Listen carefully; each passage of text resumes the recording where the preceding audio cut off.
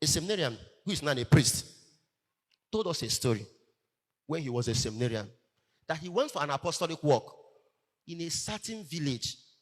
When he went to that village, there was already a news that a certain seminarian who worked there many years ago got a young girl pregnant.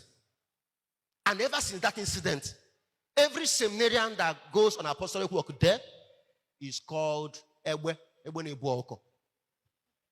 So they gave seminarians new name, Ewe Nebuoko.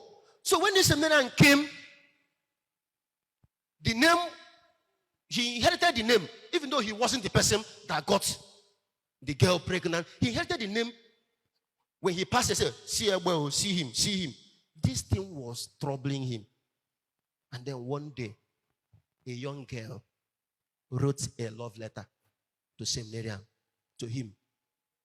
He picked the love letter, very beautiful love letter, where the young girl was professing love for Semi and everything. You are the sugar in my tea, the apple in my eyes. Whenever I sleep, I remember you, this and that. Beautiful things. Seminarian saw it as an opportunity to clear his image. What did he do? He took the letter and came to the place where CWO women were having their meeting. And when it was time for seminarian to talk, he stood up and brought out the letter and read the letter to the hearing of all CWO women there. After reading the letter, he made a mistake by calling the girl's name. And the girl in question, the mother was the CWO president. The moment he mentioned the name, trust CWO now, the meeting broke into two. It was devastating. It was terrible.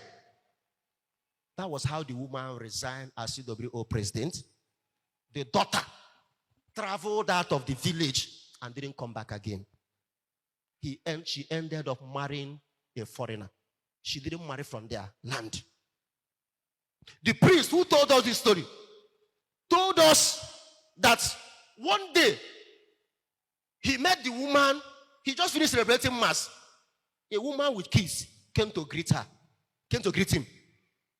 And he didn't even recognize the young woman. After greeting him, he wanted to go. The woman said, "Father, don't you know me?" He said, "I don't know you. I've never seen you." The woman laughed and said, "Father, I was that young girl that wrote you a love letter in our village when you were on apostolic work so and so time." The priest drew back, looked at her. The woman said, "I said, Father, you made me to run away from my village, that my mother did not survive that. My mother did not survive that. He developed high BP. That it took me years before I could get back to my village." When he said this, the priest then felt so pained. He was giving us this as an advice. Don't handle crisis this way. Don't handle crisis this way. He said he could excuse his younger self then because he was still a seminarian.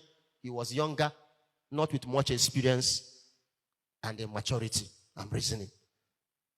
But he advised us never to handle things that way. Please, whenever you have crisis to handle, whenever you have things to handle, learn from Joseph. Handle it in a way that you're not going to put that person in shame. Handle it in a way. Pray God today to give us this compassionate disposition that even when we have to go about justice, let it be motivated by love, compassion, and overall well-being of that person by the desire to achieve a greater goal. Peace be with you.